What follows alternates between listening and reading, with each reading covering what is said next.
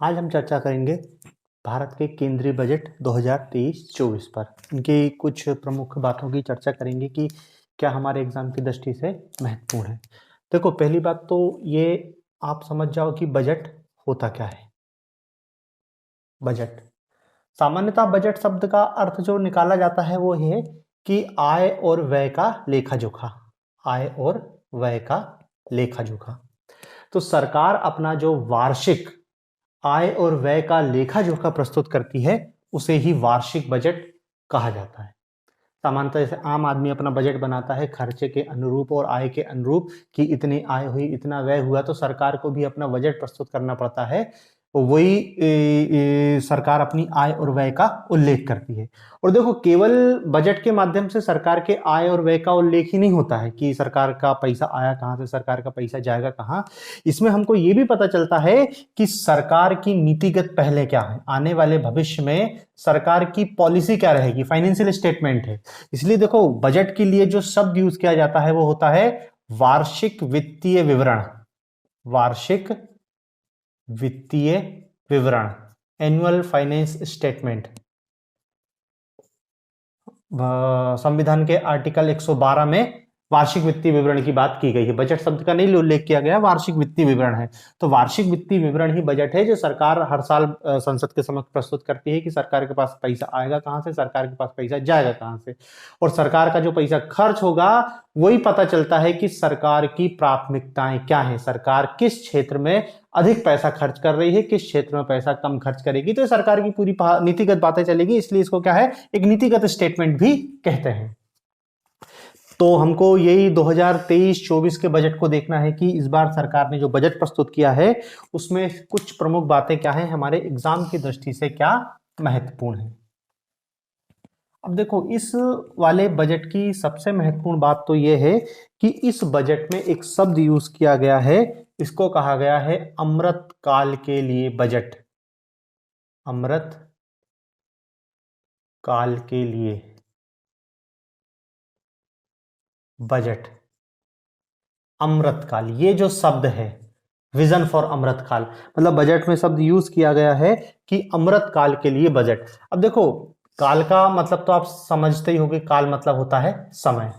इस अमृत का मतलब क्या है, सरकार कहना क्या चाह रही है अमृत शब्द के यूज के माध्यम से, अमृतकाल। अब देखो, सामान्यतः ये जो अमृतकाल शब्द है, ये अमृतकाल हिंदू माइथोलॉजी से कुछ सरकार इससे प्रेरित होके ये शब्द यूज किए है कि जब समुद्र मंथन हो रहा था तो समुद्र मंथन के क्रम में जो देवता और दानव मिलके समुद्र का मंथन कर रहे थे अमृत की प्राप्ति के लिए। तो लंबे समय तक समुद्र मंथन होता है, बहुत सारी चीजें निकलती हैं, फिर उससे विष निकलता है।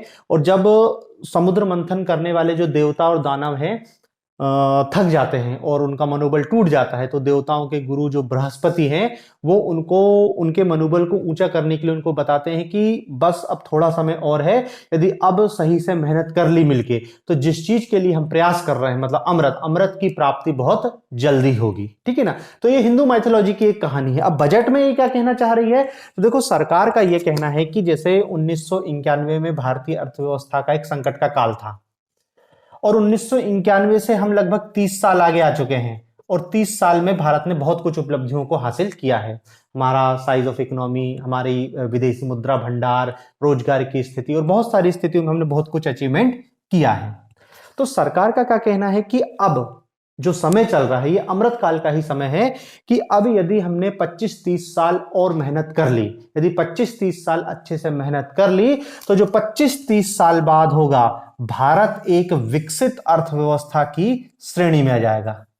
विकसित अर्थव्यवस्था, अभी विकासशील अर्थव्यवस्था है, विकासशील से हम क्या है, डेवलप्ड इकोनॉमी की स्थिति में जाएंगे यदि अभी 25-30 साल मेहनत कर ली। और ये 25-30 साल क्या, 2047 जब भारत की आजादी को 100 वर्ष होंगे, उस स्थिति में भारत एक डेवलप्ड इकोनॉमी की श्रेणी में आ जाएगा। तो ये इसलिए कह रहे हैं कि ये अमृत काल चल रहा है, अमृत काल का बजट है, अमृत काल का पहला बजट है कि ये 25 से 30 साल बहुत ज्यादा महत्वपूर्ण है।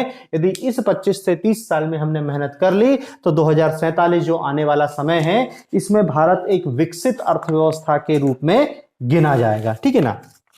तो देखो ये 2047 तक की बात की जा रही है, जो अमृत काल है, आने वाले 25-30 साल भारत के लिए अमृत काल है। हम जो समय में रह रहे हैं वो अमृत काल कह रही है सरकार, अमृत काल की पीढ़ी है ये। और देखो ये जो सरकार कह रही है कि अमृत काल लाने के लिए हमको सरकार ने 4 अवसरों की पहचान की है, 4 अवसरों की पहचान की है। अमृत काल के लिए सरकार कह रही है कि 4 अवसरों की पहचान की गई, सरकार ने 4 क्षेत्र निर्धारित किए हैं। सबसे पहला तो एक जो सरकार ने क्षेत्र निर्धारित किया है वो है महिलाओं का आर्थिक सशक्तिकरण, महिलाओं का आर्थिक सशक्तिकरण।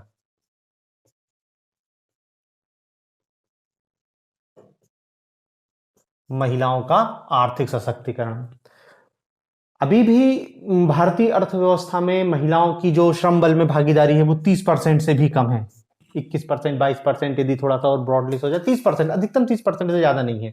मतलब जो वर्किंग वुमेन है वो केवल टोटल महिलाओं का केवल 30% ही वर्किंग वुमेन है। तो इसको सरकार कह रही है बढ़ाना है, हमको महिलाओं में उद्यमशीलता की भावना में वृद्धि करनी है, उद्यमशीलता की भावना, उनको एंटरप्रेन्योर बना रहा है, उनको रोजगार देने वाला बनाना है। और ये जो सब कुछ किया जाएगा महिलाओं का आर्थिक सशक्तिकरण, ये किया जाएगा सेल्फ हेल्प ग्रुप के माध्यम से। और लगभग कह रही है सरकार 81 लाख सेल्फ हेल्प ग्रुप का निर्माण किया जाएगा, जिसके माध्यम से महिलाओं का आर्थिक सशक्तिकरण किया जाएगा। इसके लिए दीनदयाल योजना भी चल रही है, दीनदयाल योजना, राष्ट्रीय ग्रामीण आजीविका मिशन, ऐसे बहुत सारे काम किए जा रहे हैं ताकि महिलाओं का आर्थिक सशक्तिकरण किया जा सके। ठीक है ना। तो देखो पहला जो बिंदु यहाँ पे सरकार ने जो 4 अवसरों की पहचान की है, उस अवसरों में पहला अवसर क्या बोल रहा है, महिलाओं का आर्थिक सशक्तिकरण। और ये सशक्तिकरण किया जाएगा सेल्फ हेल्प ग्रुप के माध्यम से, स्वयं सहायता समूह के माध्यम से।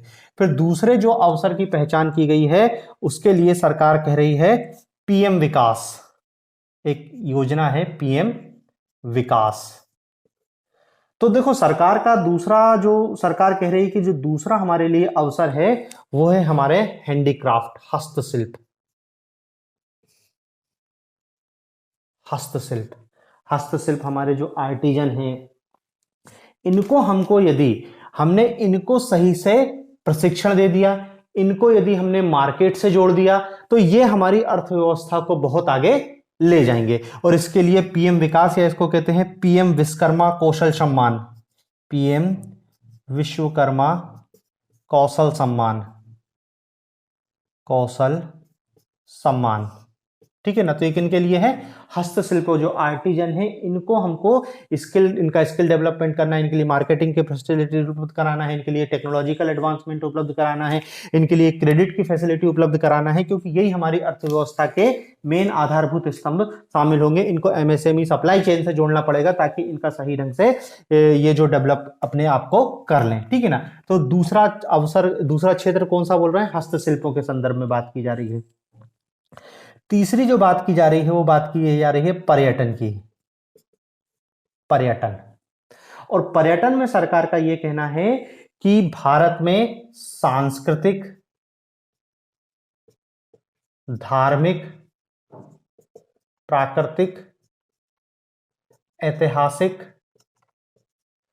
सभी पर्यटन क्षेत्रों की भरमार है। और यदि इस पर्यटन क्षेत्र में हम प्रयास करें तो बहुत जल्दी हमको जो हम अमृत काल की तरफ तेजी से बढ़ पाएंगे। और देखो सरकार ये कह रही है कि पर्यटन को हम मिशन मोड में चलाएंगे, मिशन मोड में, मतलब पर्यटन के क्षेत्र में जो काम करेंगे वो मिशन मोड के तहत काम किया जाएगा। मिशन मोड का मतलब है कि लगातार मूल्यांकन करते रहेंगे योजनाओं का कि पर्यटन के क्षेत्र में क्या क्या किया जा रहा है, उसके क्या परिणाम निकल रहे हैं। क्योंकि ये जो पर्यटन है ये नीचे से रोजगारों को उत्पन्न करता है, नीचे से रोजगारों को उत्पन्न करता है। सबसे ज्यादा जो जॉब क्रिएशन की संभावना है वो पर्यटन के क्षेत्र में, इसलिए सरकार कह रही है कि हमको पर्यटन पे बहुत ज्यादा जोर देना पड़ेगा। और इसके लिए एक बात और बोली गई है कि 15 टूरिस्ट हब स्थापित किए जाएंगे, 15 नए टूरिस्ट हब,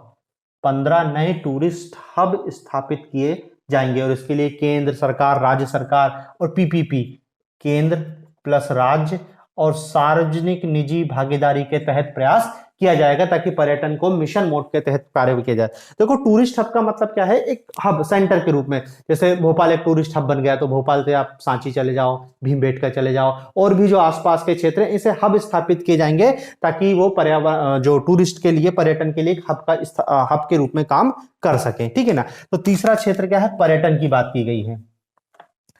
चौथे जो क्षेत्र की बात की गई है वो है ग्रीन ग्रोथ, हरित विकास।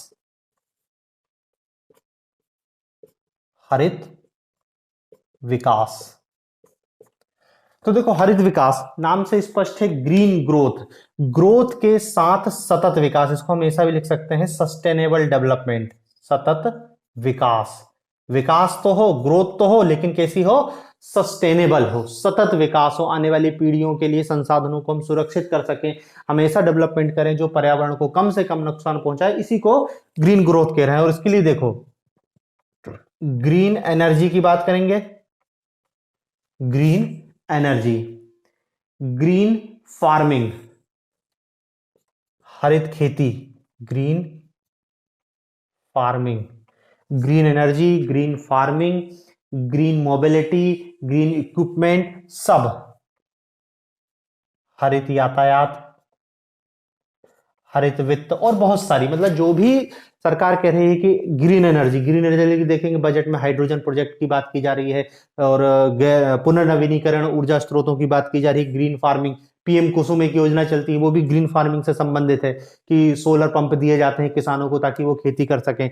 तो इस टाइप की जो बातें की जा रही हैं वही है हरित विकास। तो देखो ये चार क्षेत्र, चार अवसर बताए हैं जो अमृतकाल के और आगे बढ़ने में देश की अर्थव्यवस्था को मदद करेंगे। महिलाओं का आर्थिक सशक्तिकरण, हस्तशिल्पों का उत्थान, पर्यटन को एक मिशन मोड के रूप में लागू करना, और हरित विकास की अवधारणा को आगे बढ़ाना, ठीक है ना। तो ये अमृतकाल के लिए चार अवसरों की बात की गई है। अब देखो ये सरकार ने जो 2023-24 का जो बजट प्रस्तुत किया है, इस बजट में सरकार ने अपनी प्राथमिकताओं के 7 क्षेत्रों को निर्धारित किया है, जिसको सामूहिक रूप से कहा है सप्तऋषि प्राथमिकताएं। सप्तऋषि, सप्तऋषि मतलब 7 प्राथमिकताएं, 7 प्राथमिकताएं।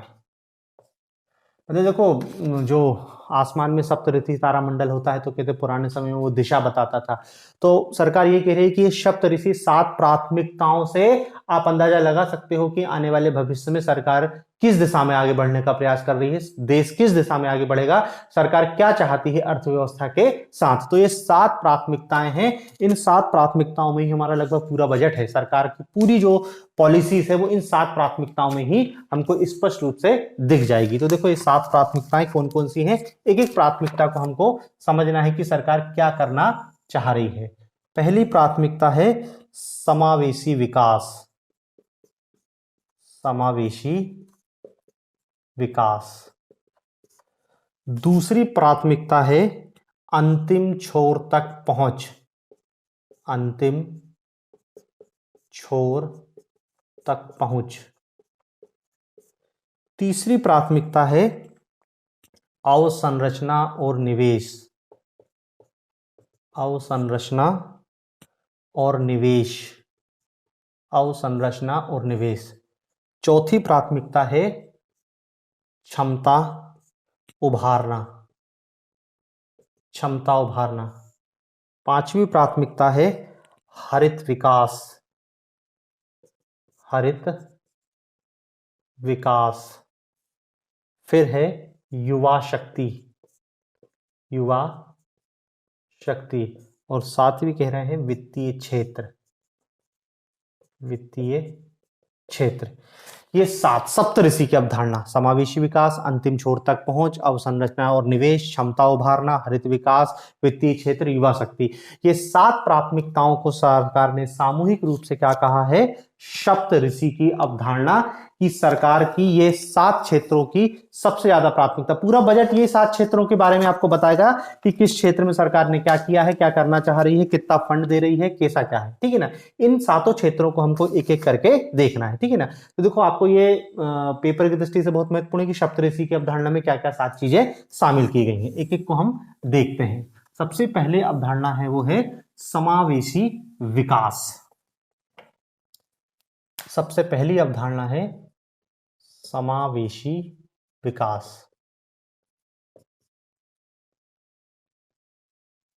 समावेशी विकास, और देखो ये समावेशी विकास के अंतर्गत 3 चीजों को शामिल किया गया है। समावेशी विकास के अंतर्गत 3 चीजें हैं, कृषि है, शिक्षा है, स्वास्थ्य है।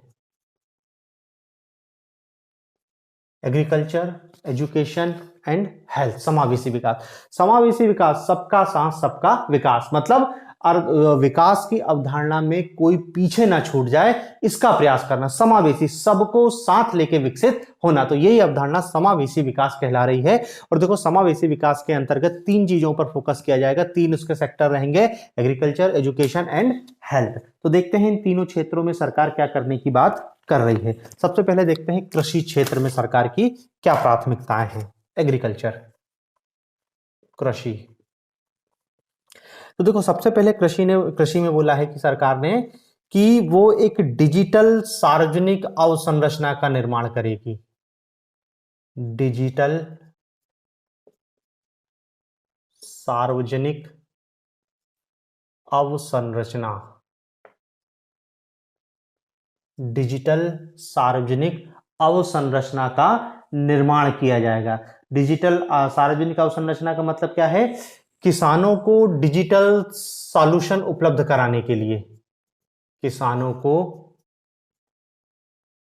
डिजिटल समाधान उपलब्ध कराने के लिए, किसानों को डिजिटल समाधान उपलब्ध कराने के लिए, मतलब ये ओपन सोर्स ने एक ओपन सोर्स नेटवर्क रहेगा जिसके माध्यम से किसानों को डिजिटल रूप से सॉल्यूशन उपलब्ध कराए जाएंगे, ठीक है ना।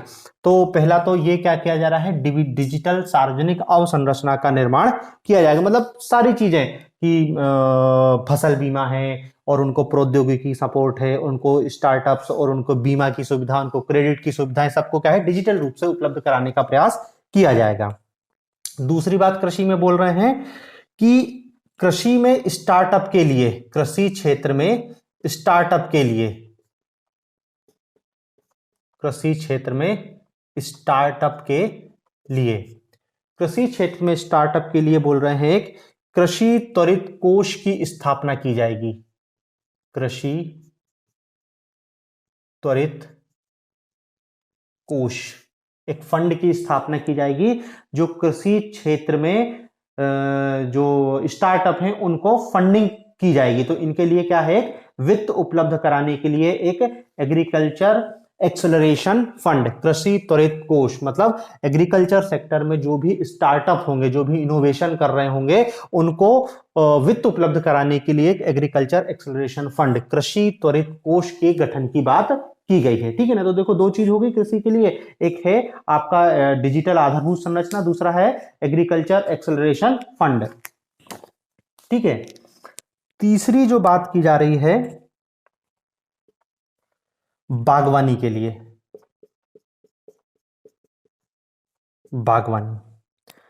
बागवानी के लिए सरकार क्या कर रही है, हॉर्टिकल्चर के लिए एक हॉर्टिकल्चर क्लीन प्रोग्राम शुरू किया जाएगा। हॉर्टिकल्चर के लिए हॉर्टिकल्चर क्लीन प्रोग्राम,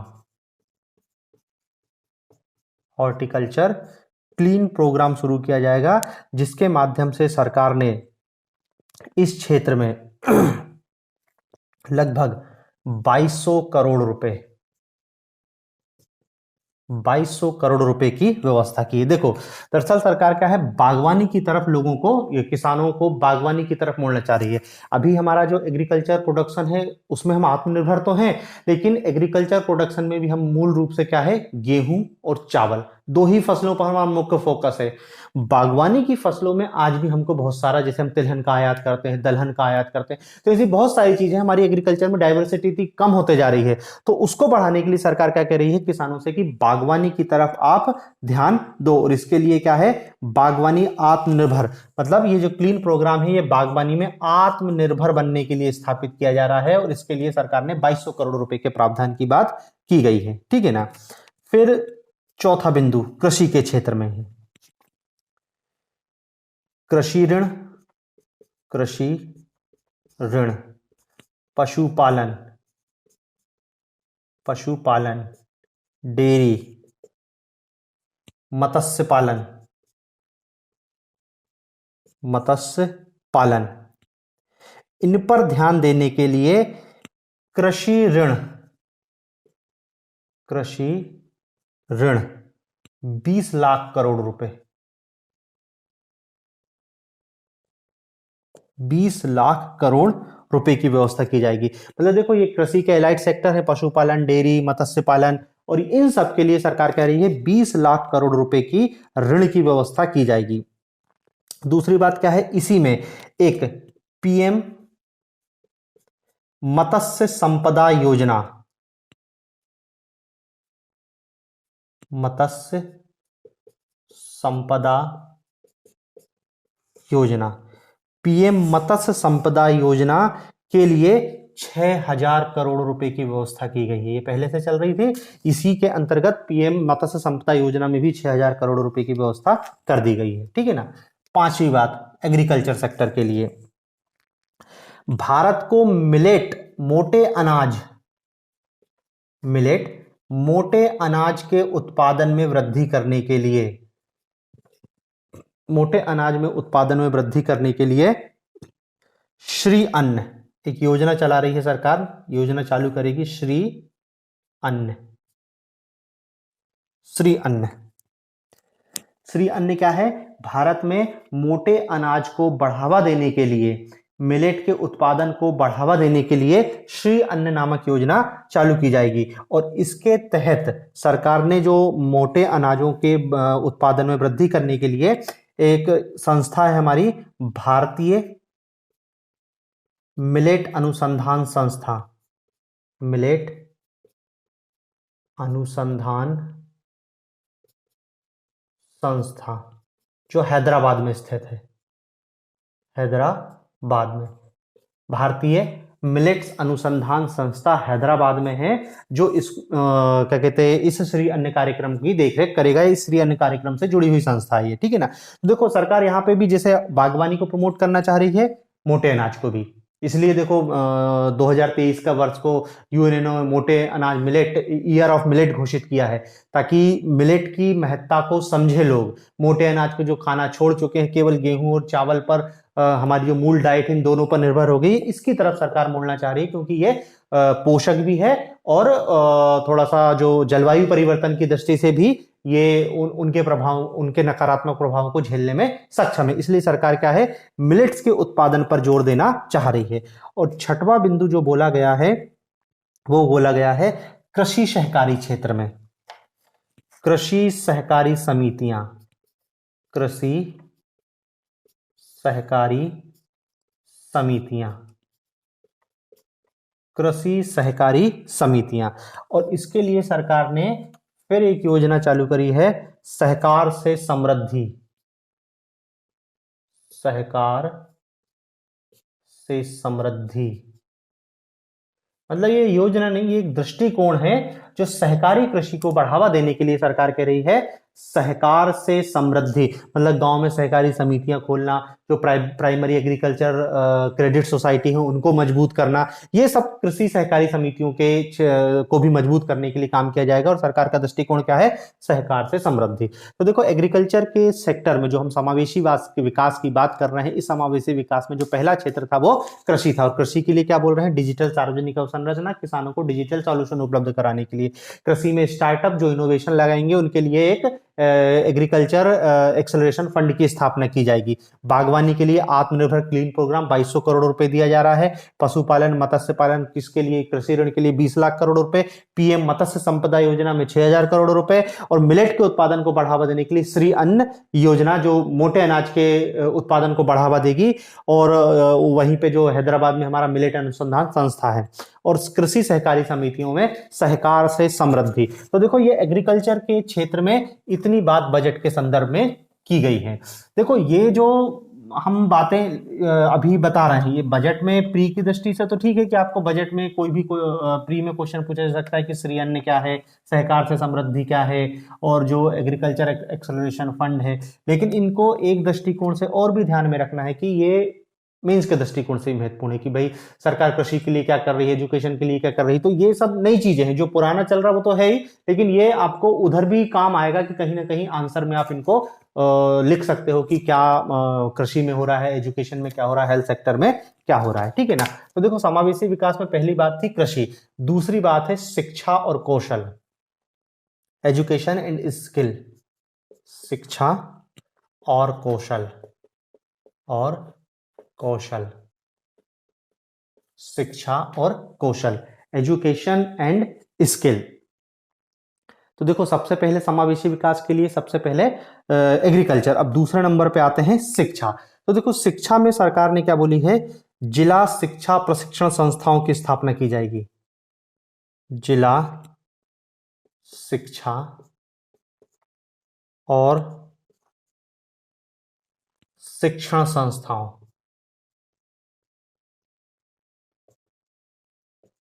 जिला शिक्षा और शिक्षण संस्थानों की स्थापना, और इनके जरिए किसको प्रशिक्षण करना है, शिक्षक प्रशिक्षण का पुनरुद्धार करना है, शिक्षक प्रशिक्षण का, टीचर ट्रेनिंग। मतलब जिला शिक्षा और शिक्षण संस्थानों की स्थापना और इसके जरिए शिक्षकों के प्रशिक्षण की व्यवस्था करना है। तो पहली बात तो शिक्षा के क्षेत्र में ये बोली गई। दूसरी बात क्या बोला गया कि एक राष्ट्रीय डिजिटल पुस्तकालय की स्थापना, राष्ट्रीय डिजिटल पुस्तकालय,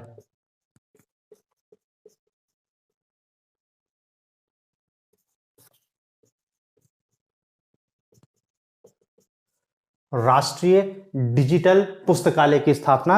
यह अंग्रेजी में भी पुस्तकालय होगा और क्षेत्रीय भाषा में होगा, ताकि लोगों में जो पढ़ने की हैबिट है उसको विकसित किया जाए। राष्ट्रीय डिजिटल पुस्तकालय की स्थापना।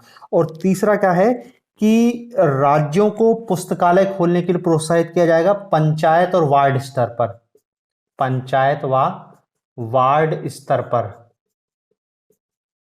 राज्यों को प्रोत्साहित, राज्यों को पुस्तकालय खोलने के लिए, पुस्तकालय खोलने के लिए प्रोत्साहित किया जाएगा। केंद्र सरकार चाह रही है कि राज्य सरकारें भी पंचायत और वार्ड स्तर पर लाइब्रेरी खोली जाए, ताकि लोगों में पढ़ने की हैबिट विकसित हो, क्योंकि पढ़ने की हैबिट बहुत सारी चीजों को विकसित करती है। आप में जो पढ़ने इमेजिनेशन करने की क्षमता बढ़ती है, आप में धैर्य की क्षमता बढ़ती है। तो इसके लिए सरकार चाह रही है कि आप पुस्तक पढ़ने की क्षमता को धीरे धीरे विकसित करें। ठीक है ना। तो देखो ये बात जो की गई है वो हेल्थ सेक्टर में इस बार इतनी बातों को जोड़ा गया है। फिर अंतिम और तीसरा बिंदु है हेल्थ। ये एजुकेशन में इतनी बात हो गई। अब हेल्थ सेक्टर में, स्वास्थ्य के क्षेत्र में, स्वास्थ्य। तो देखो स्वास्थ्य में पहली बात बोली गई है 157 नर्सिंग कॉलेज खोले जाएंगे, 157 नर्सिंग कॉलेज, ये नए 157 नर्सिंग कॉलेज खोले जाएंगे। दूसरी बात 2047 तक sickle cell anaemia, sickle cell anaemia, sickle cell anaemia के लिए, सिकल सेल एनीमिया का पूरी तरीके से उन्मूलन किया जाएगा। इसके उन्मूलन के लिए कार्यक्रम, सिकल सेल एनीमिया उन्मूलन के लिए कार्यक्रम कब, 2047 तक। और इसके लिए सरकार क्या कह रही है कि हम जागरूकता बढ़ाएंगे, जागरूकता। और जो प्रभावित आदिवासी क्षेत्र हैं, आदिवासी क्षेत्र, प्रभावित आदिवासी क्षेत्रों में यूनिवर्सल स्क्रीनिंग, यूनिवर्सल स्क्रीनिंग, प्रभावित आदिवासी क्षेत्रों में यूनिवर्सल स्क्रीनिंग को बढ़ावा दिया जाएगा। मतलब कहना क्या चाह रहे हैं, देखो सिकल सेल एनीमिया एक अनुवांशिक रोग है जिसमें आपकी जो आरबीसी है वो हंसी के आकार की हो जाती है, और इसका कोई इलाज, अनुवांशिक रोग है, इसका परमानेंट इलाज नहीं है लेकिन इलाज उपलब्ध है। तो सरकार क्या कह रही है, खासकर आदिवासी क्षेत्रों में होता है तो वहां क्षेत्रों में सरकार यूनिवर्सल स्क्रीनिंग करेगी, एक एक व्यक्ति का टेस्ट करेगी कि कौन कौन सिकल सेल एनीमिया है, उनके वहां पे जागरूकता फैलाएगी, और इसको 2047 तक सरकार को पूर्ण उन्मूलन करना है। तीसरी बात क्या है, मेडिकल डिवाइस, मेडिकल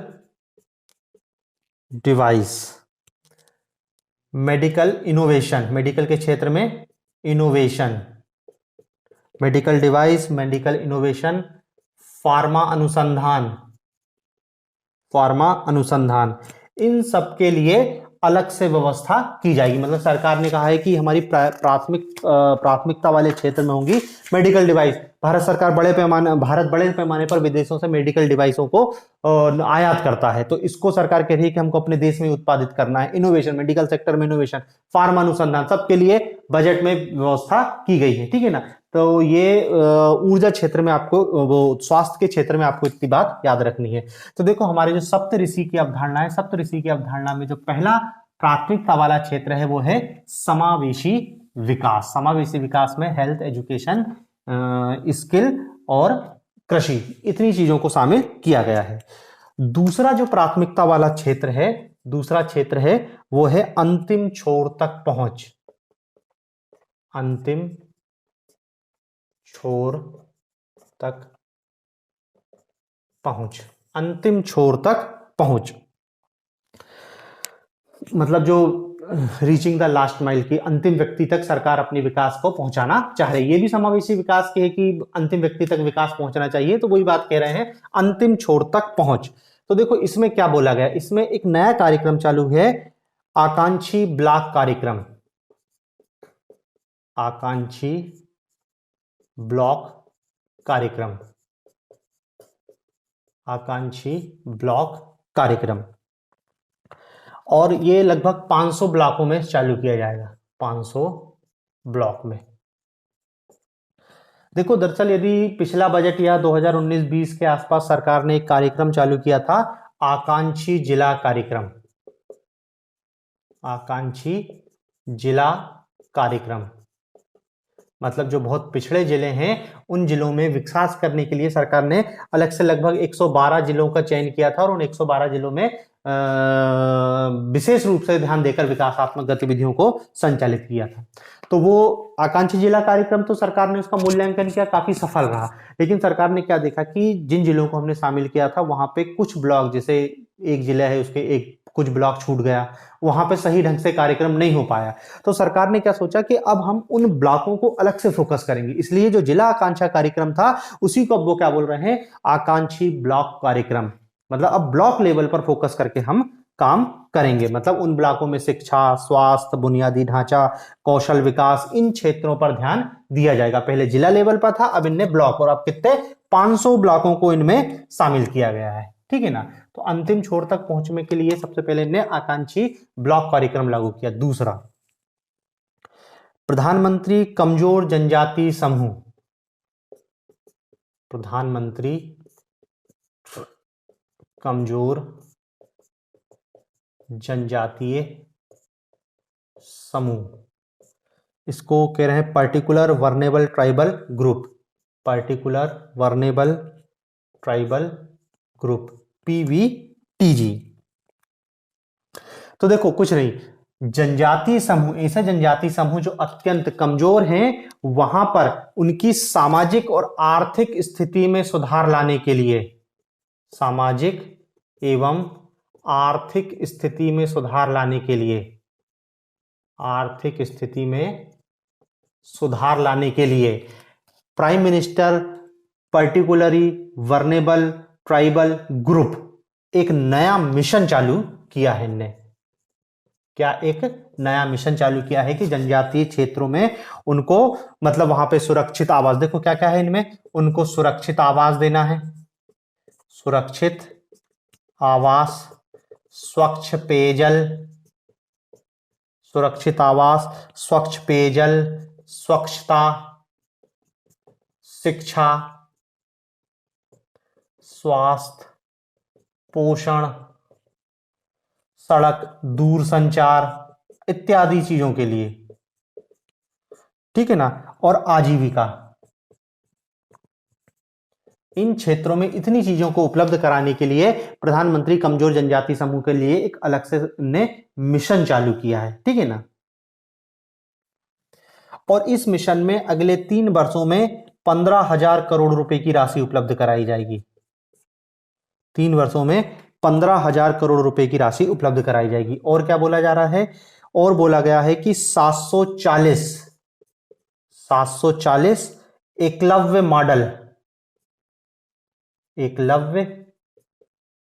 मॉडल आवासीय विद्यालय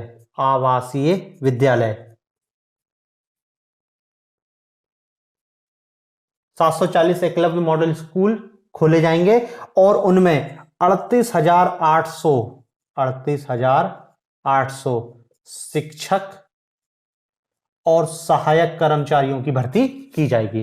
तो देखो यही बोला है कि 3.5 लाख जो आदिवासी छात्र हैं उनके लिए 740 आवासीय एकलव्य विद्यालय खोले जाएंगे और उन विद्यालयों के लिए 38,800 शिक्षक और अन्य सहायक कर्मचारियों की व्यवस्था की जाएगी, ठीक है। ये अंतिम छोर तक पहुंच के लिए एक तो आकांक्षी ब्लॉक कार्यक्रम और प्रधानमंत्री कमजोर जनजाति समूह के लिए इतना काम किया जाएगा, ठीक है ना। फिर तीसरी बात है इसी में अंतिम छोर तक पहुंच के लिए, तीसरी बात कर रहे हैं सूखाग्रस्त क्षेत्र के लिए।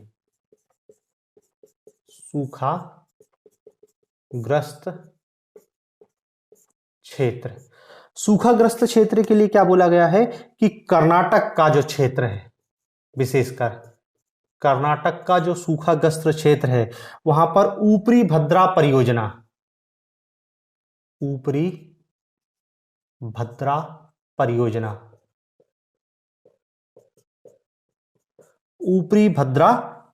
वहां पे जो माइक्रो इरिगेशन है, वहां की सूखा क्षेत्र है ना, तो सिंचाई की सुविधा के लिए वहां पर ऊपरी भद्रा परियोजना की शुरुआत की जाएगी, ठीक है ना। फिर चौथा पॉइंट, पीएम आवास, प्रधानमंत्री आवास योजना। प्रधानमंत्री आवास योजना के व्यय को 66% बढ़ा दिया गया है और टोटल कर दिया गया है 79,000 करोड़ रुपए, 79,000 करोड़ रुपए, जिसमें से 54,000 करोड़ रुपए ग्रामीण आवास के लिए, ग्रामीण आवास, ठीक है ना। तो ये व्यापक वृद्धि की गई है पीएम आवास योजना में, 79,000 करोड़ रुपए आवंटित किए जाएंगे, जिसमें से 54,000 करोड़ रुपए ग्रामीण आवास के लिए उपलब्ध कराए जाएंगे। पांचवी बात, 1 लाख प्राचीन शिलालेखों का डिजिटलीकरण, 1 लाख प्राचीन शिलालेखों का डिजिटलीकरण,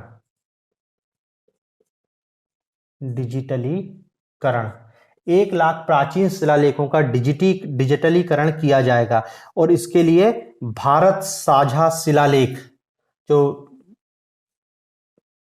एक डिजिटल एपिग्राफिक संग्रहालय में भारत साझा शिलालेख, और इसी को कहेंगे भारत श्री, इसी को कहेंगे भारत श्री, ठीक है ना। मतलब क्या कह रहे हैं कि 1 लाख प्राचीन शिलालेखों के डिजिटलीकरण के साथ साथ एक डिजिटल संग्रहालय बनाया जाएगा जिसका नाम क्या होगा, भारत साझा शिलालेख। एक डिजिटल संग्रहालय हो, एपिग्राफी संग्रहालय, मतलब यही प्राचीन शिलालेखों को डिजिटलीकरण के लिए एक संग्रहालय होगा जिसका नाम क्या होगा, भारत श्री कह लो या भारत साझा शिलालेख, ठीक है। और छठवीं बात जोड़ी गई है 315 करोड़ रुपए 315 करोड़ रुपए। काहे के लिए?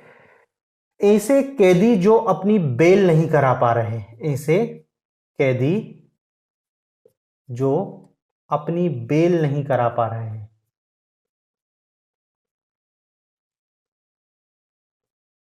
देखो ये पहली बार जोड़ा गया है, अभी तक किसी बजट में नहीं हुआ। दरअसल भारत में क्या है, बहुत सारे गरीब कैदी ऐसे हैं जो अपनी जमानत नहीं करा पा रहे, अपनी बेल नहीं करा पा रहे।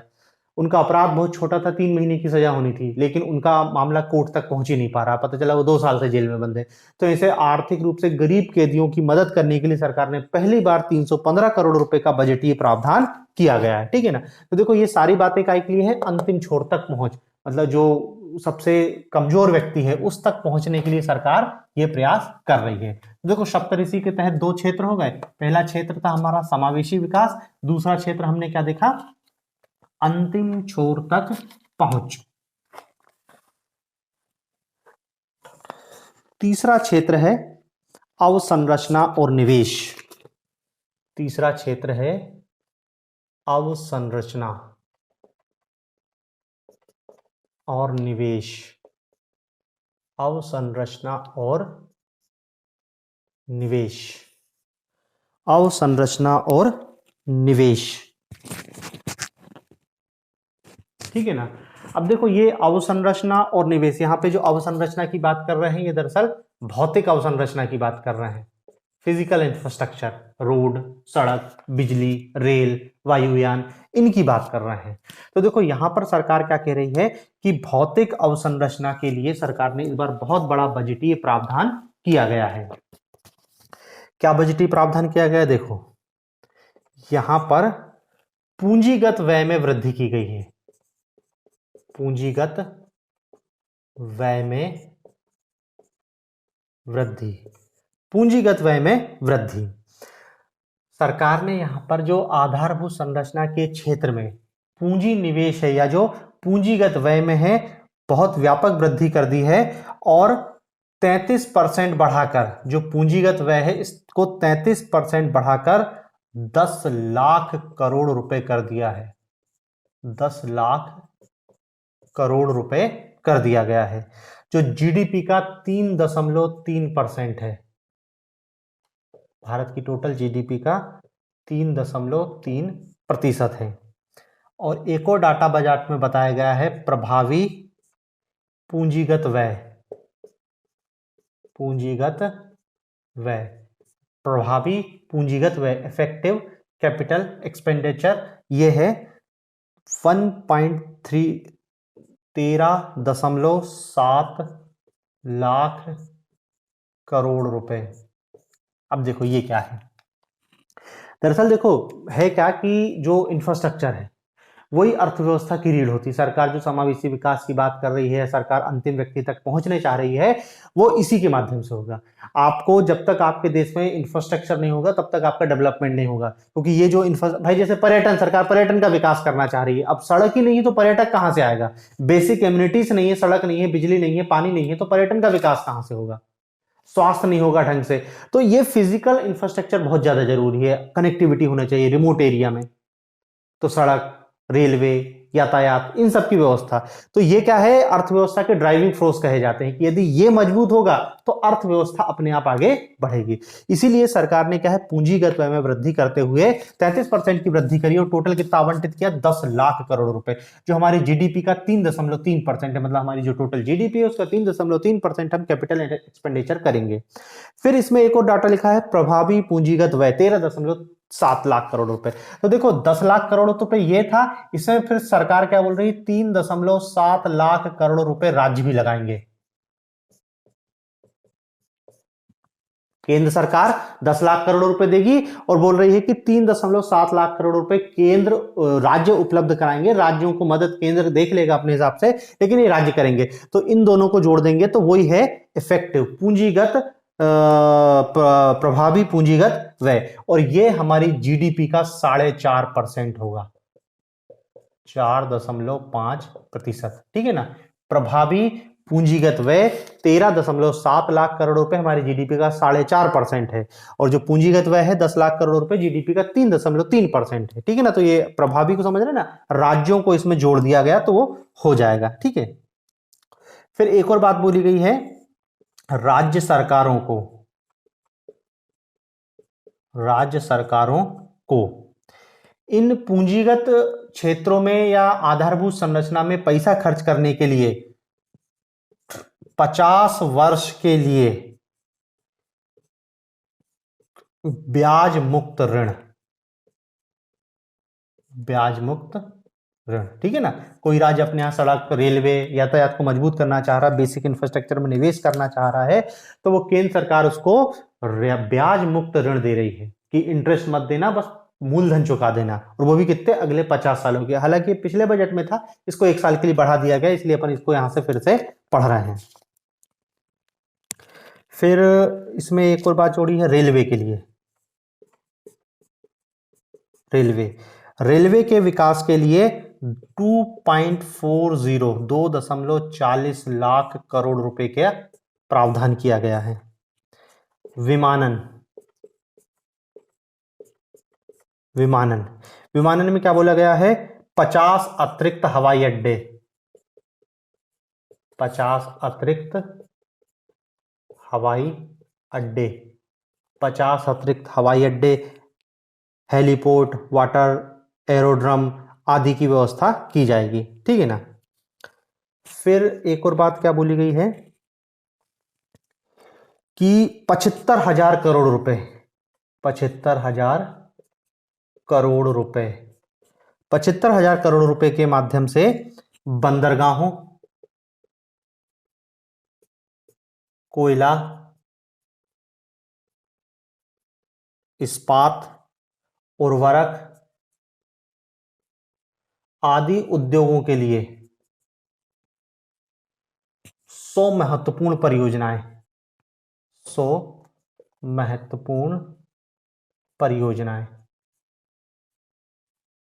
ठीक है ना। मतलब को बंदरगाहों, कोयला, इस्पात, उर्वरक, खाद्यान्न, इन उद्योगों के लिए 75,000 करोड़ रुपए और 100 महत्वपूर्ण परियोजनाएं इन क्षेत्रों के लिए रखी गई है। और छठवां सबसे महत्वपूर्ण है, सरकार ने एक शहरी अवसंरचना विकास निधि,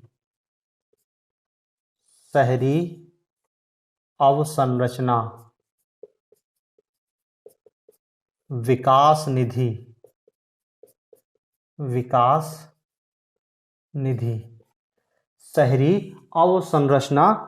निधि, urban infrastructure development fund, UIDF।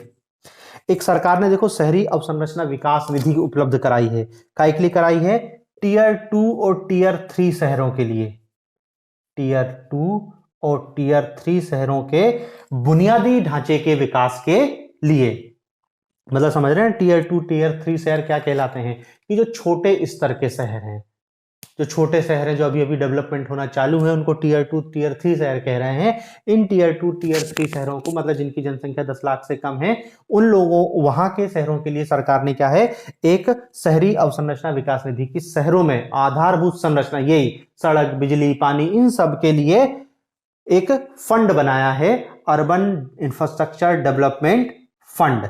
ठीक है ना। और वार्षिक आधार पर इस पे 10,000 करोड़ रुपए आवंटित किए जाएंगे, 10,000 करोड़ रुपए। और इसके लिए जो राष्ट्रीय आवास बैंक है, इसके द्वारा दिया जाएगा, राष्ट्रीय आवास बैंक, नेशनल हाउसिंग बैंक,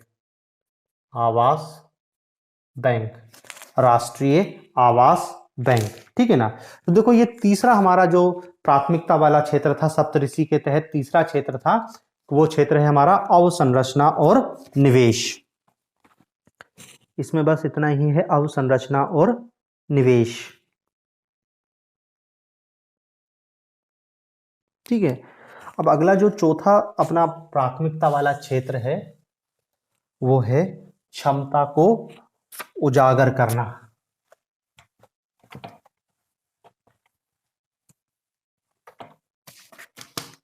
क्षमता को उजागर करना चौथा क्षेत्र है, क्षमता को उजागर करना, क्षमता को उजागर करना, अनलिशिंग ऑफ द पोटेंशियल, क्षमता को उजागर करना। अब देखो क्षमता को उजागर करने में क्या बोला है सरकार ने कि इसमें जो सरकार ने कहा है सबसे पहले कि कंपनी अधिनियम में संशोधन किया गया है। कंपनी अधिनियम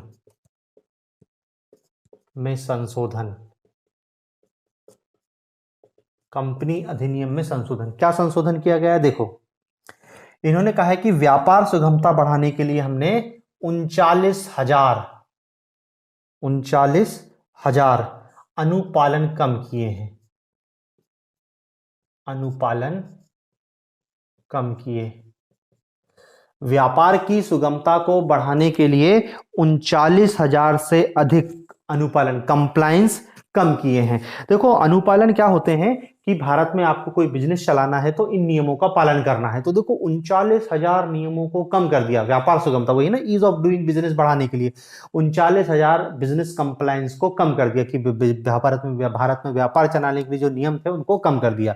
दूसरी बात क्या बोला गया है कि ये कंप्लायंस के साथ साथ 3400 से अधिक कानूनों को, 3400 कानूनों को गैर आपराधिक किया है, गैर आपराधिक किया है। समझ रहे ना कि कुछ ऐसे बिजनेस लॉस थे कि उनका उल्लंघन करने पे जेल हो जाती थी, जैसे आपने 31 मार्च तक इनकम टैक्स फाइल नहीं किया तो जेल चले गए, जीएसटी फाइल नहीं किया तो जेल, उन सब के लिए अब वहां पर क्या है, इनको क्रिमिनल से हटा के सिविल, अब जुर्माना लगेगा। तो आदमी को थोड़ा सा क्या है, डर कम होगा और बिजनेस करने में वो डरेगा नहीं कि यार मैंने ये जमा नहीं किया या ये फॉर्म गलत भर दिया तो जेल चला जाऊंगा। उन 3400 कानूनों को इसे क्रिमिनल से सिविल कैटेगरी में बदल दिया कि अब केवल वहां पे जुर्माना लगेगा, ठीक है ना। फिर 42 केंद्रीय अधिनियम में संशोधन के लिए जन विश्वास विधेयक प्रस्तुत की जाएगा। जन विश्वास विधेयक, एक कानून लाने जा रही है सरकार, जन विश्वास विधेयक, जिसमें 42 अधिनियमों में संशोधन किया जाएगा। 42 अधिनियमों में संशोधन किया जाएगा। और ये सब क्यों किया जा रहा है? ये सब किया जा रहा है व्यापार सुगमता को बढ़ाने के लिए, ठीक है ना। फिर दूसरी इसमें बात की गई है make AI in India, make AI in India and make AI for India, and make AI for India. समझ रहे? Make artificial intelligence in India और मेक आर्टिफिशियल इंटेलिजेंस मतलब भारत के लिए आर्टिफिशियल इंटेलिजेंस का निर्माण करना और भारत में ही निर्माण करना। जो भारत सरकार है आर्टिफिशियल इंटेलिजेंस के लिए भारत को आत्मनिर्भर बनाने का प्रयास किया जा रहा है। और इसके लिए सरकार ने क्या बोला है कि आर्टिफिशियल इंटेलिजेंस के 3 उत्कृष्ट केंद्र स्थापित किए जाएंगे। आर्टिफिशियल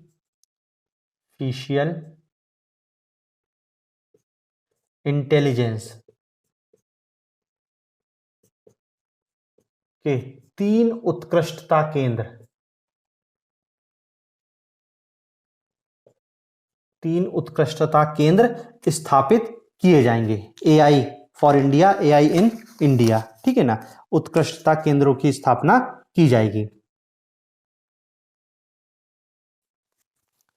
फिर एक और इसमें क्या बात बोली गई है क्षमता को मजबूत करने में, राष्ट्रीय डेटा शासन नीति, राष्ट्रीय डेटा शासन नीति, राष्ट्रीय डेटा शासन नीति।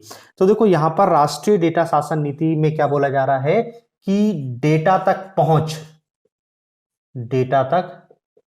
पहुंच उपलब्ध कराने के लिए राष्ट्रीय डेटा शासन नीति की स्थापना की जाएगी, जो भारत में जो कार्य करने वाले जो डेटा कंप्लायंस है उनको मदद कर पाएगा।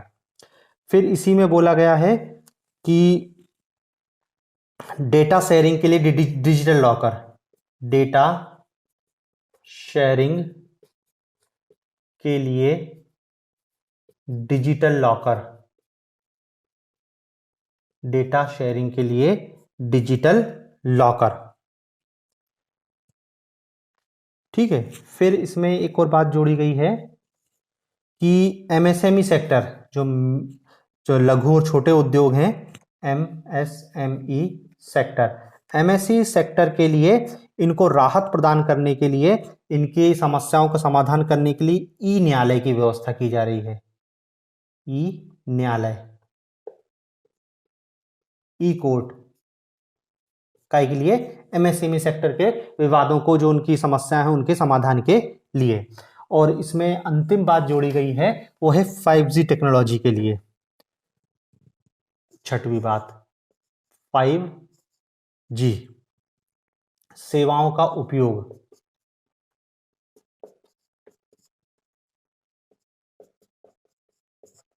5G सेवाओं के उपयोग करने के लिए 100 प्रयोगशालाएं स्थापित की जाएंगी। 5G सेवाओं का उपयोग करने के लिए 100 प्रयोगशालाएं स्थापित की जाएंगी। ठीक है ना। तो देखो ये हमारी सप्तऋषि के तहत चौथा क्षेत्र हो गया, क्षमता को उजागर करना। फिर इसमें पांचवा क्षेत्र है हरित विकास, हरित विकास। पांचवा सबसे महत्वपूर्ण क्षेत्र है हरित विकास, ग्रीन ग्रोथ। और देखो हरित विकास का मतलब क्या है कि पर्यावरण हितैषी जीवन शैली, एक ऐसी लाइफस्टाइल जो पर्यावरण हितैषी हो, उसी से संबंधित है आपका ये हरित विकास। अब देखो हरित विकास में इनने सबसे पहले एक शुरू कर रही है सरकार, राष्ट्रीय हरित हाइड्रोजन मिशन, राष्ट्रीय हरित हाइड्रोजन मिशन, राष्ट्रीय हरित हाइड्रोजन मिशन। क्या है ये हरित हाइड्रोजन मिशन? कि इसके लिए सरकार ने 19,700 करोड़ रुपए आवंटित किए हैं, 19,700 करोड़ रुपए आवंटित किए हैं, ताकि हम अपनी जो फॉसिल फ्यूल पर निर्भरता है उसको कम कर सके। जीवाश्म ईंधन पर निर्भरता को कम करने के लिए, आने वाले भविष्य में कम करने के लिए इतने पैसे आवंटित किए गए हैं। उसमें टारगेट भी दिया गया है कि 2030 तक 5 मिलियन मीट्रिक टन हाइड्रोजन के वार्षिक उत्पादन तक पहुंचना होगा। तो ये राष्ट्रीय हरित हाइड्रोजन मिशन है। इस हरित हाइड्रोजन मिशन में 2030 तक 5 MMT पहुंचना है हरित हाइड्रोजन का उत्पादन, ताकि फॉसिल फ्यूल पर हम अपनी निर्भरता कम कर सकें। दूसरा एक है पीएम प्रमाण, पीएम प्रमाण की शुरुआत।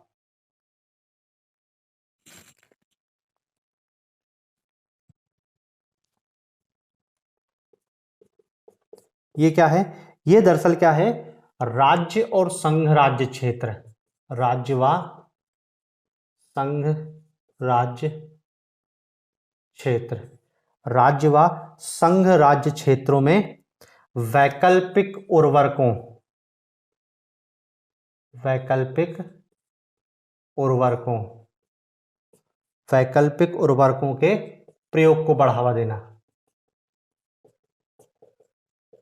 वैकल्पिक उर्वरकों के प्रयोग को बढ़ावा। लेकिन देखिए वही है कि जो रासायनिक पेस्टिसाइड है, इनके उपयोग को, रासायनिक जो फर्टिलाइजर्स है उनके उपयोग को कम करके वैकल्पिक उर्वरकों के प्रयोग को बढ़ावा देना। फिर पुरानी एक योजना चल रही थी, गोबर्धन योजना, गोबर्धन योजना। तो ये गोबर्धन योजना 2019 से ही चल रही है। इसमें दरअसल क्या है, अपशिष्ट से आमदनी, अपशिष्ट से आमदनी,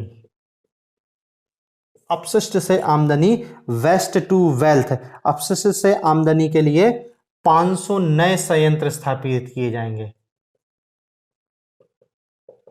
अपशिष्ट से आमदनी के लिए 500 नए संयंत्र स्थापित किए जाएंगे। गोबर्धन, दरअसल ये चक्रीय अर्थव्यवस्था को बढ़ाने के लिए है गोबर्धन, और गोबर्धन का फुल फॉर्म है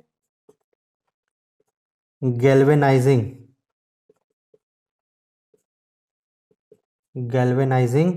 ऑर्गेनिक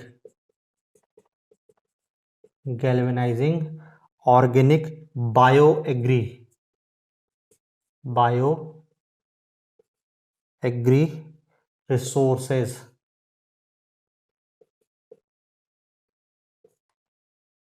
धन।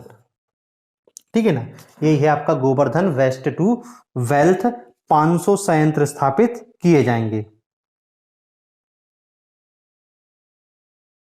ठीक है, पांचवी बात इसमें जोड़ी गई है हरित विकास के अंतर्गत कि खेतों में जैव इनपुट संसाधन केंद्र,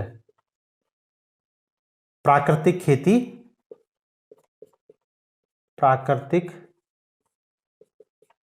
खेती, जैव इनपुट संसाधन केंद्र, मतलब क्या बोल रहे हैं कि राष्ट्रीय स्तर पर जो सूक्ष्म उर्वरक हैं, सूक्ष्म उर्वरकों और कीटनाशकों के निर्माण के लिए 10,000 बायो इनपुट संसाधन केंद्र, कितने? 10,000 केंद्र स्थापित किए जाएंगे। काय के लिए? वही आपके पेस्टिसाइड और फर्टिलाइजर्स की उपलब्धता को बढ़ाने के लिए। और ये 10,000 ये टारगेट अगले 3 सालों के लिए है, अगले 3 सालों के लिए।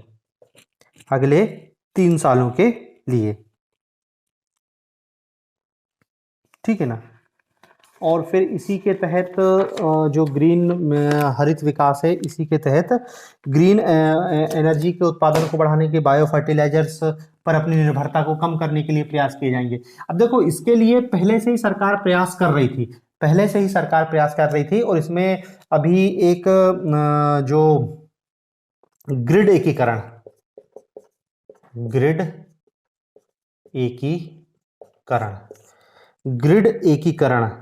इसके लिए लद्दाख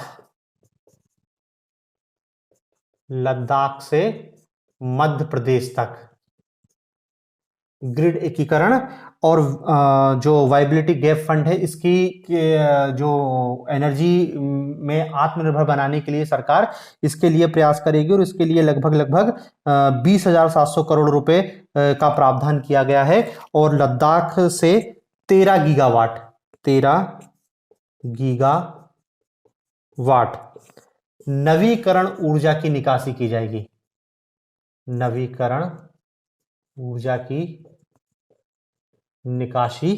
जाएगी। ठीक है ना। तो देखो, ये आपके हरित विकास के तहत है। और देखो, सरकार इस हरित विकास के लिए बजट में नहीं तो बजट से पहले ही एक सरकार का कार्यक्रम चलता था। सरकार का कार्यक्रम था पंचामृत, एनर्जी से संबंधित पंचामृत। ये बजट में नहीं है, बजट के पहले ही थे। पिछले साल प्रधानमंत्री ने पिछले साल पंचामृत कि हमारा जो एनर्जी ट्रांजिशन है, कि हम जो फॉसिल फ्यूल से ग्रीन एनर्जी की तरफ बढ़ेंगे, तो ये पंचामृत, मतलब 5 चीजों पर ध्यान देना पड़ेगा। 5 लक्ष्य तय किए गए थे। 5 लक्ष्य देखो कौन कौन से थे पंचामृत के तहत। प्रोजेक्ट पंचामृत था, एक था इसमें कि जो गैर जीवाश्म ऊर्जा, इसको 500 गीगावाट करना है। और ये सारे लक्ष्य 2030 तक के लिए हैं।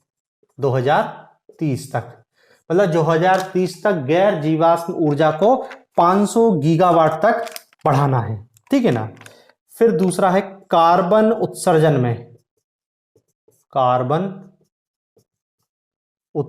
में 1 अरब टन की कटौती, 1 अरब टन की कटौती।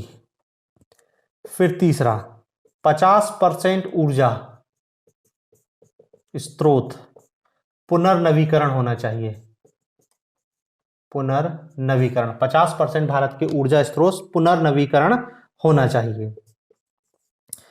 फिर 2030 तक 45% कार्बन तीव्रता में 45% की कमी, कार्बन तीव्रता में 45% की कमी। और पांचवी बात है कि कार्बन उत्सर्जन को, कार्बन उत्सर्जन को 2070 तक शून्य करना। बस यही है 2070 तक, बाकी चारों 2030 तक हैं। तो देखो ये पंचामृत प्रोजेक्ट था, ये बजट के अलग से बोला था सरकार ने, तो ये भी हरित विकास के लिए ही है। तो आप हरित विकास के संदर्भ में ये पंचामृत को भी बता सकते हो। और इस हरित विकास में एक दो चीज और थी, एक तो चक्रीय अर्थव्यवस्था हो गई, और इसमें एक चीज और थी, हाँ, एक अमृत धरोहर, अमृत धरोहर, अमृत धरोहर, ये देख लो ये क्या है। अमृत धरोहर दरअसल क्या है, आर्द्र भूमियों के इष्टतम उपयोग के लिए, आर्द्र भूमियों के इष्टतम उपयोग के लिए,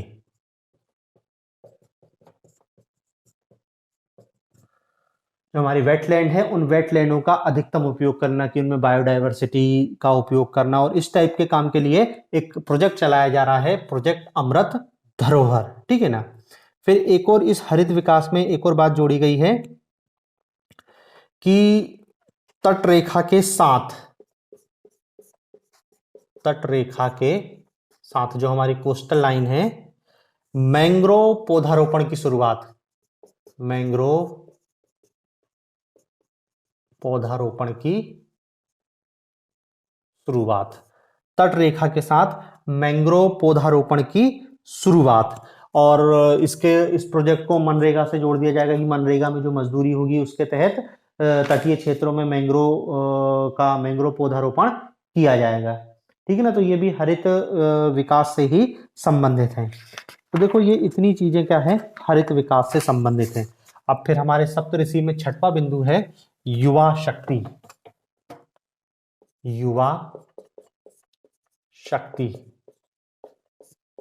युवा शक्ति। देखो युवा शक्ति के मामले में क्या कहना चाह रहे हैं कि युवा शक्ति को बोल रहे हैं कि भारतीय युवाओं को, भारतीय युवाओं को चौथी औद्योगिक क्रांति के लिए तैयार करना, चौथी औद्योगिक क्रांति के लिए तैयार करना, चौथी औद्योगिक क्रांति के लिए तैयार करना। और चौथी औद्योगिक क्रांति की तैयार करने के लिए पीएम कौशल विकास योजना 4.0, कौशल विकास योजना 4.0, कौशल विकास योजना 4.0, जिसमें क्या है कि वही AI, artificial intelligence, robotics, mechatronics, mechatronics, 3D printing, 3D printing, ये सब चीजों का प्रशिक्षण दिया जाएगा। दूसरा क्या है, skill India platform, skill India platform, skill India platform मतलब मांग आधारित कौशल संवर्धन, मार्केट में जो मांग है उसके आधार पर कौशल संवर्धन, मांग आधारित कौशल संवर्धन, मांग आधारित कौशल संवर्धन, ठीक है ना। तो ये अमृत पीढ़ी का सशक्तिकरण है, और इस अमृत पीढ़ी सशक्तिकरण के लिए चौथी औद्योगिक क्रांति के लिए भारतीय युवाओं को तैयार करना। फिर राष्ट्रीय एक कार्यक्रम चला रही है सरकार, राष्ट्रीय प्रशिक्षुता, नेशनल अप्रेंटिसशिप प्रोत्साहन योजना, प्रोत्साहन योजना। और इसके तहत 3 सालों में 47 लाख युवाओं को को स्टाइपेंड दिया जाएगा। 47 लाख युवाओं को स्टाइपेंड दिया जाएगा, ठीक है ना। और फिर युवा शक्ति के लिए पर्यटन को बढ़ावा देने की बात की जा रही है, पर्यटन को बढ़ावा, ठीक है ना। और पर्यटन को बढ़ावा देने के लिए क्या बोला गया है, 50 चुने हुए पर्यटन स्थलों को, पर्यटन स्थलों को 50 चुने हुए पर्यटन स्थलों को घरेलू और विदेशी पर्यटकों के लिए विकसित करना। और एक इन्होंने बोला है कि राज्य की राजधानी में यूनिटी मॉल की स्थापना करना है, राज्य की राजधानी में यूनिटी मॉल की स्थापना, राज्य की राजधानी में,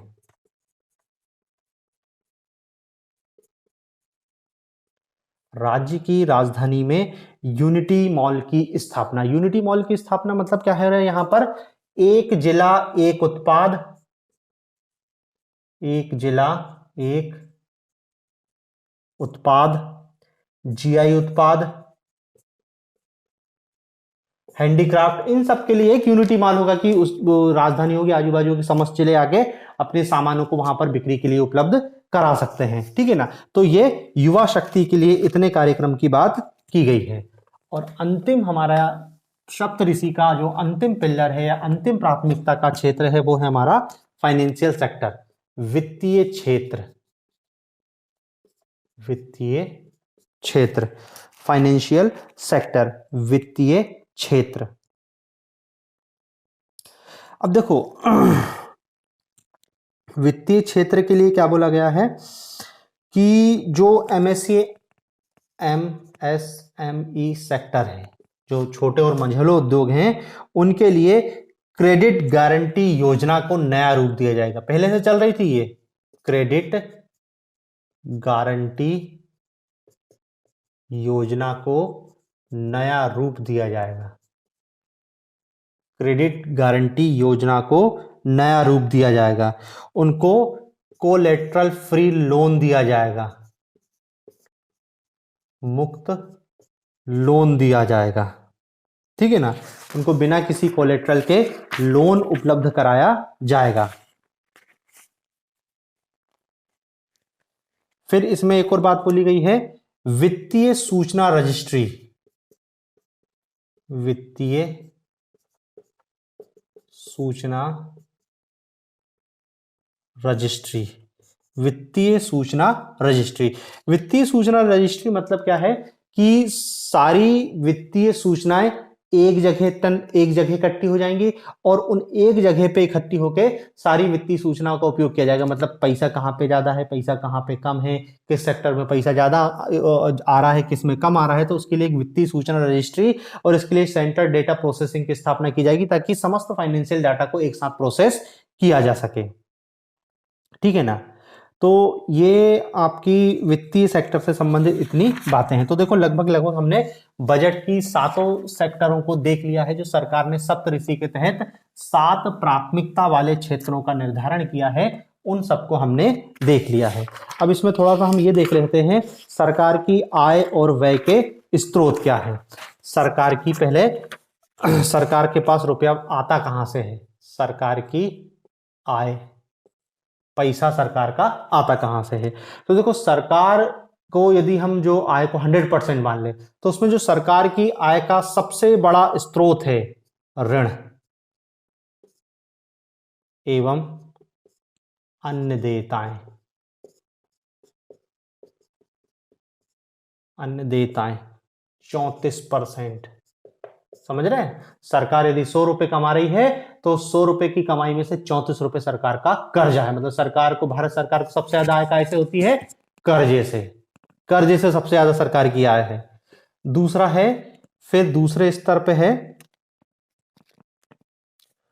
आपका जीएसटी, वस्तु एवं सेवा शुल्क 17%। फिर तीसरे स्तर पर है निगम कर 15%, आयकर 15%, 15%। फिर है आपका केंद्रीय उत्पाद शुल्क, केंद्रीय उत्पाद शुल्क, इससे सरकार की आय है 7%। कर रहित प्राप्तियां, कर रहित प्राप्तियां 6%। सीमा शुल्क 4%, सीमा शुल्क 4%। और फिर है ऋण रहित पूंजीगत प्राप्तियां, ऋण रहित पूंजीगत प्राप्तियां ये है 2%। ठीक है ना। तो इस रूप में ये सरकार की आय है। अब सरकार का पैसा जाता कहां है? व्यय। तो देखो व्यय में भी जब आप देख रहे हो कि सरकार ऋण ले रही है सबसे ज्यादा, तो ऋण फ्री में तो मिलेगा नहीं, तो सबसे ज्यादा सरकार का पैसा खर्च होता है वो होता है लिए गए ऋण पर ब्याज का भुगतान, ब्याज का भुगतान। लगभग 20% सरकार का पैसा काय में जा रहा है? लिए गए ऋण पर ब्याज का भुगतान। दूसरी सरकार की जो सबसे बड़ा एक्सपेंडिचर है वो है कर एवं शुल्कों में, कर एवं शुल्कों में राज्यों की हिस्सेदारी, और इसमें जाता है सरकार का 18% पैसा। फिर और सबसे बड़ा खर्चे का स्रोत है सरकार का केंद्रीय क्षेत्र की योजना, केंद्रीय क्षेत्र की योजना 17% पैसा यहां जा रहा है। और चौथा है केंद्रीय प्रायोजित योजना, केंद्र प्रायोजित योजना, इसमें जा रहा है सरकार का 9%।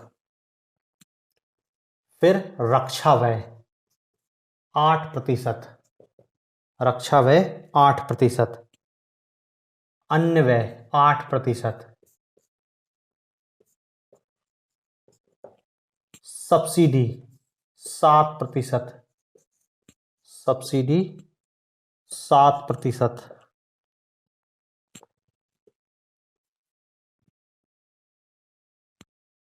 वित्त आयोग और अन्य अंतरण,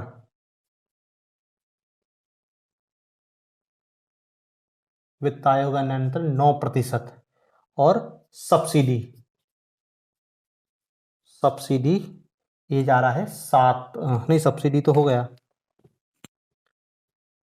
रक्षा, अन्य व्यय, वित्त और आयोग के अन्य अंतरण, ये आपकी टोटल सरकार की खर्चे हैं। तो देखो इसमें मूल रूप से आपको शुरू के याद रखना है कि सरकार की सबसे ज्यादा आय कैसे होती है और सरकार का सबसे ज्यादा व्यय का होता है, फिर दूसरे नंबर, तीसरे नंबर, दूसरे नंबर, तीसरे नंबर, इतना ही बहुत है। बाकी ये पूछा जा सकता है सरकार किस विभाग में सबसे ज्यादा पैसा खर्च कर रही, तो रक्षा 8% केवल, जो आपका रक्षा विभाग है वो अकेला 8% पैसा सरकार खर्च करती है। इसमें पेंशन है 4%, एक और राशि है पेंशन, पेंशन। ठीक है ना। तो देखो ये सरकार के आय और व्यय का हिसाब है, सरकार का पैसा आता कहां से है और सरकार का पैसा जाता कहां है। अंत में इन थोड़ा सा बजट के एक दो डाटा और लिख लेते हैं। बाकी अभी तो इसमें अप्रत्यक्ष कर, अप्रत्यक्ष कर का डाटा भी आपको थोड़ा सा ध्यान में रखना है, लेकिन अभी अपन उसको नहीं देख रहे।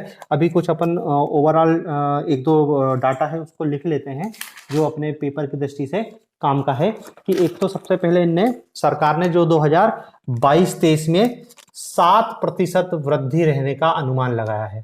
बजटीय वृद्धि कितनी बताई है? 7% वृद्धि। बजट 2022-23 में 7% वृद्धि रहने का अनुमान है। फिर राजकोषीय घाटा, राजकोषीय घाटा, राजकोषीय घाटा 6.4, राजकोषीय घाटा 2022-23 का था ये 6.4%। ये लक्ष्य प्राप्त किया है हमारा पिछले साल का राजकोषीय घाटा, और अगले साल का मतलब 2023-24 का राजकोषीय घाटे का लक्ष्य रखा गया है 5.9%, ये हमारा टारगेट है। ये लास्ट ईयर का है और ये टारगेट है कि 5.9% हमारा राजकोषीय घाटा होना चाहिए। और देखो इस बार का जो टोटल हमारा बजट है वो 45 लाख करोड़ का है। 45 लाख करोड़ टोटल जो भारत सरकार का बजट है वो 45 लाख करोड़ का है। ठीक है ना, तो अब अभी के लिए इतना ही।